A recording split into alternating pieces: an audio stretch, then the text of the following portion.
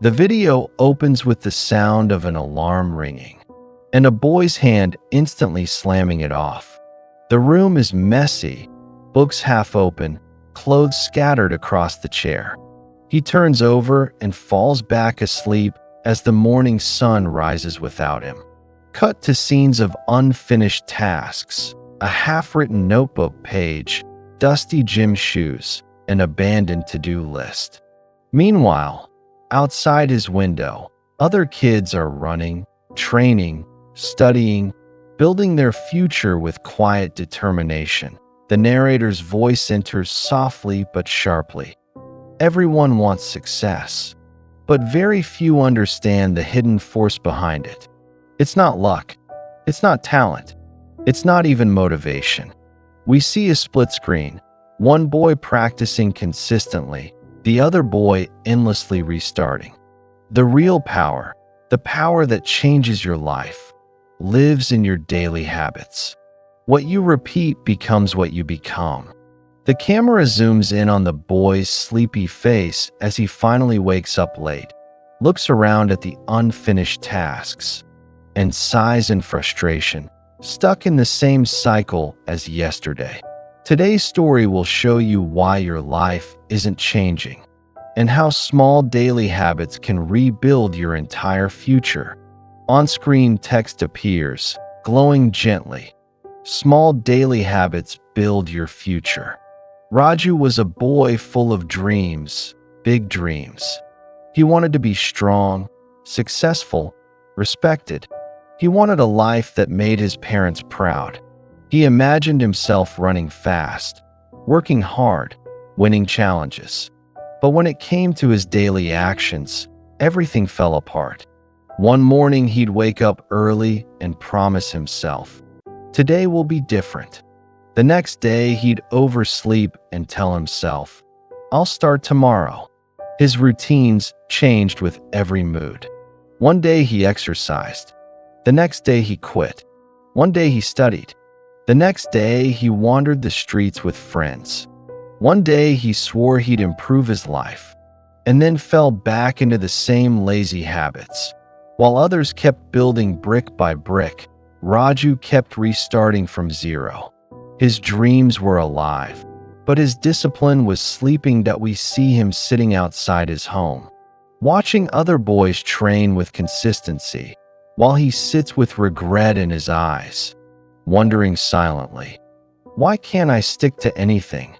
One afternoon, as Raju wandered aimlessly along the dusty village road, he noticed an old man sweeping his courtyard with steady, rhythmic movements. It was Gopal Kaka, a retired army officer known throughout the village for his discipline, calm nature, and sharp mind. Even in his old age, he woke before sunrise, exercised, cleaned his home, and followed a routine as if he were still in service. Raju stopped and watched him for a moment, puzzled. Why did a man with no deadlines, no boss, and no pressure still live with such strict habits? Why was he more disciplined than young people who had their entire lives ahead of them? Unable to contain his curiosity, Raju finally asked, "Kaka, why do you wake up so early? Why do you still follow all these routines? You don't need to anymore."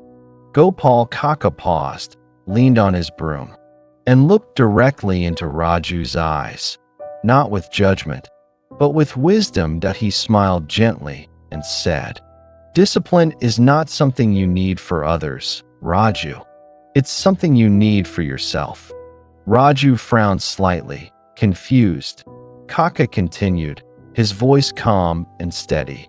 "Habits are like farmers. What you plant today is what grows in your future. A lazy day grows a lazy life. A disciplined day grows a powerful life." Those words hit Raju harder than any scolding ever had. For the first time, he realized something. The gap between his dreams and his reality wasn't talent. It was the absence of discipline. And that night, long after the village fell silent, Raju lay awake, thinking about farmers, habits, and his future. The next morning, before the sun even touched the rooftops, Raju's alarm rang. His eyes were heavy, his body begged for another hour of sleep, and his mind whispered the same excuse it always did: start tomorrow. But this time, something was different. Gopal Kaka's words were still echoing in his head. A lazy day grows a lazy life. Raju forced himself out of bed. His feet dragged, his eyes burned, and every part of him questioned the decision. He stepped outside, the air cold and still, the village silent. He began to run, slowly at first, then faster, then slowing again as exhaustion hit him like a wall. His legs ached. His breath felt sharp. His body screamed for comfort. But he didn't stop. With each step, he felt the weight of his old habits trying to pull him back. The habit of quitting, the habit of restarting, the habit of breaking promises to himself. He pushed through until sweat dripped, muscles trembled, and his heart pounded louder than his excuses. By the time he returned home, he wasn't proud of his speed, but he was proud he didn't give up. He collapsed on the doorstep, breathing heavily, whispering to himself, "I did it. Finally, I didn't quit." It wasn't easy. It wasn't pretty, but it was a beginning, the first battle won. And beginnings, no matter how small, are where all transformations start. Over the next few days, something subtle began to shift inside Raju. Waking up early was still hard. His body still protested. His mind still tempted him to quit. But each morning, the resistance felt a little weaker. The habit was slowly settling in, like a seed pushing through the soil.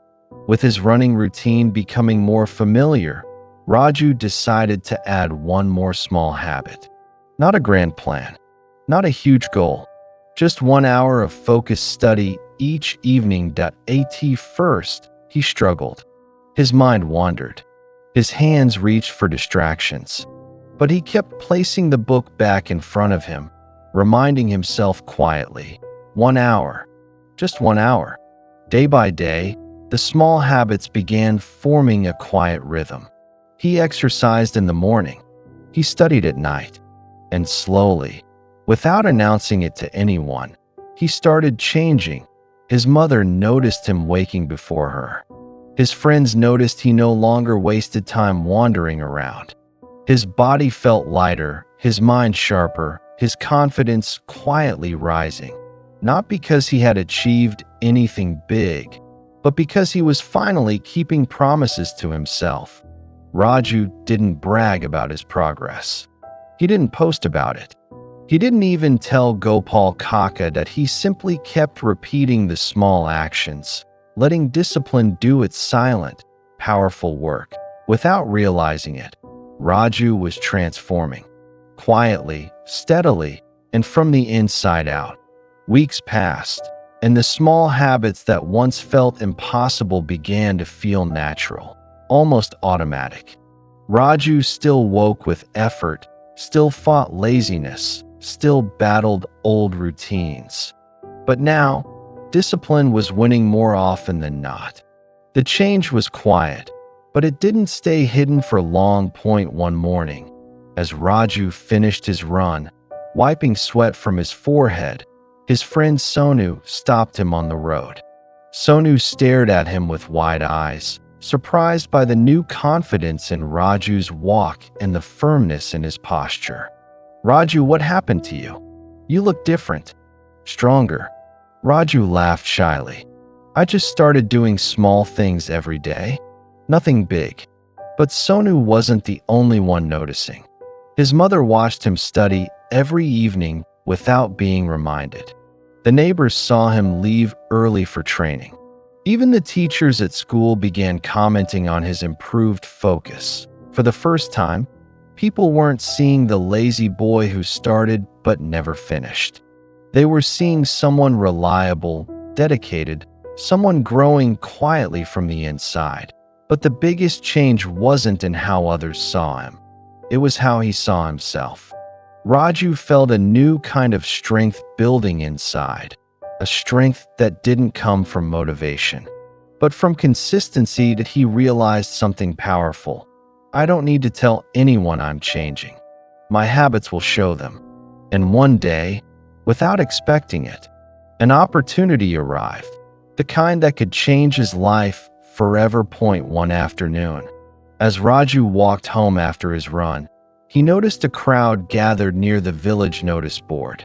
Voices buzzed with excitement, boys pointing and talking eagerly. Curious, Raju pushed through the crowd and froze when he saw a government recruitment announcement. A chance to join a respected department. A job with honor, stability, and a real future. The requirements flashed in bold letters: physical fitness, written exam, discipline, and consistency. The same things Raju had been quietly building over the past weeks. His heart raced.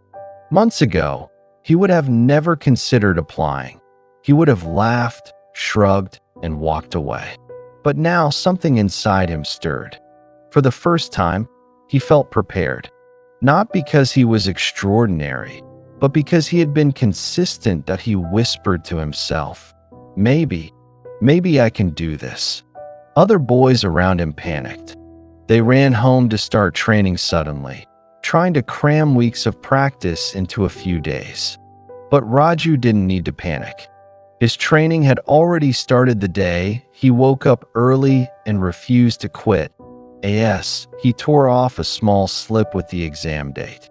He felt a strange calmness wash over him, a calmness that only discipline can create. He realized something incredible.